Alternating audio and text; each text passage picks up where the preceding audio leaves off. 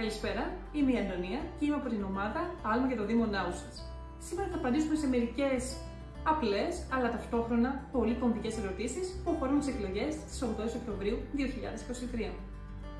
Πότε είναι οι εκλογές και τι ώρα? Η κάλπη θα είναι ανοιχτή από τις 7 το πρωί έως τις 7 το απόγευμα. Και όπως είπαμε πριν, η ημερομηνία αντεξαγωγής των εκλογών είναι η 8η Οκτωβρίου 2023. Με τι έγγραφα μπορούμε να ψηφίσουμε? Στο εκλογικό κέντρο μπορούμε να προσέλθουμε με φυσική είτε με ψηφιακή ταυτότητα, με το δίπλωμα οδήγησης, διαβατήριο ή αλλιώς με το ατομικό βιβλιάριο υγείας. Πώς μοιράζονται οι σταυροί στις δημοτικές εκλογές στο Δήμο Νάουσας? Η πιο κρίσιμη ερώτηση. Πώς ψηφίζουμε εν τέλει? Όπως θα δείτε, φέτος έχουμε ένα ενιαίο ψηφοδέλτιο για το Κεντρικό Δημοτικό Συμβούλιο και για τα τοπικά. Ας δούμε λίγο αναλυτικότερα. Όσον αφορά το συγκεκριμένο συνδυασμό, το δικό μας το άλμα, πάνω θα βρείτε το κεντρικό ψηφοδέλτιο, όπου είναι οι υποψήφοι δημοτικοί σύμβουλοι από τις 3 ενότητες, στους οποίους μπορείτε να βάλετε μέχρι 4 σταυρούς. Δεν έχει σημασία σε ποια ενότητα ανήκετε ή σε ποια ενότητα ανήκουν οι υποψήφοι, μπορείτε να βάλετε μέχρι 4 σταυρούς. Ενώ κατεβαίνοντας και πηγαίνοντας προς τα τοπικά συμβούλια, είτε είναι Νάουσας, είτε παραδείγματος χάρη Μονοσπίτων ή όπως βλέπουμε εδώ πέρα Λευκαδίων, μπορείτε να βάλετε μέχρι 2 σταυρούς. Μπορώ να ψηφίσω χωρίς να βάλω σταυρό? Εδώ να συμπληρώσουμε πως εννοείται ότι υπάρχει η δυνατότητα να στηρίξετε ένα συνδυασμό απλά και μόνο ρίχνοντας το ψηφοδέλτιο και χωρίς να έχετε βάλει σταυρό σε κάποιον υποψήφιο. Και αυτό είναι δεκτό. Πώς θα βρω το ψηφοδέλτιο από το άλμα για το Δήμο Νάουσας?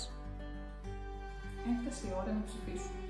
Ελέγχουμε ότι η Εφορευτική Επιτροπή θα μας δώσει το πακετάκι με τα 4 ψηφοδέλτια και το λευκό και πώς ξεχωρίζουμε το άλμα. Πάμε στο ψηφοδέλτιο και βρίσκουμε τη λέξη άλμα. Για το Δήμο Νάουσας, Γρηγόρης Μαρκοβίτης. Τι κάνω αν έχω έτοιμο ψηφοδέλτιο? Και αν σας έδωσαν ήδη σταυρωμένο ψηφοδέλτιο, καλώς, μπορείτε και αυτό να το χρησιμοποιήσετε με τον ίδιο τρόπο που θα χρησιμοποιήσετε και τα υπόλοιπα. Παίρνουμε το ψηφοδέλτιο και αν είναι το συγκεκριμένο, το διπλώνουμε 3 φορές και το βάζουμε στο φάκελο.